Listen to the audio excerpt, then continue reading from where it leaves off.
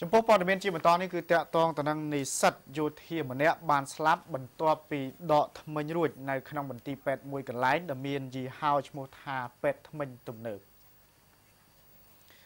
និស្សិតយោធាម្នាក់ដែលបានទៅរៀននៅប្រទេសវៀតណាមបានស្លាប់បន្ទាប់ពីទៅដកធ្មេញនៅ clinic ឯកជនមួយដែលមានឈ្មោះថាមន្ទីរពេទ្យធ្មេញទំនើបដែលមានទីតាំងស្ថិតនៅផ្ទះលេខ213 ផ្លូវលេខ215សង្កាត់ផ្សារដើមគោខណ្ឌទួលគោករាជធានីភ្នំពេញកាលពីថ្ងៃទី19ខែសីហាម្សិលមិញដែលរហូតមកដល់ពេលនេះមិនទាន់មានសមត្ថកិច្ចជំនាញណាចុះទៅពិនិត្យសាកសពនៅឡើយនោះទេ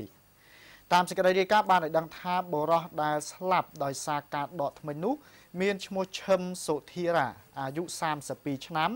ជានិស្សិតយោធារៀននៅប្រទេសវៀតណាមទើបតែមកដល់ផ្ទះបានមួយអាទិត្យតែប៉ុណ្ណោះសាក្សីបាននិយាយថាជនរងគ្រោះស្នាក់នៅផ្ទះក្នុងភូមិព្រែកតាគង់សង្កាត់ចាក់អង្រែលើខណ្ឌមានជ័យប្រភពក៏បានបន្តថាដោយអាការៈឈឺធ្មេញជនរងគ្រោះក៏ទៅដកធ្មេញនៅឯ clinic ឯកជនខាងលើ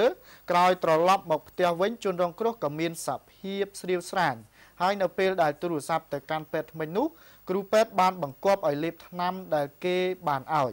ប្រភពថាក្រោយពីលេបថ្នាំនោះស្ថានភាពកាន់តែធ្ងន់ធ្ងរទៅហើយបានដឹកបំរុងទៅមន្ទីរពេទ្យដើម្បីជួយសង្គ្រោះតែជនរងគ្រោះបានស្លាប់ពេលធ្វើដំណើរនៅតាមផ្លូវ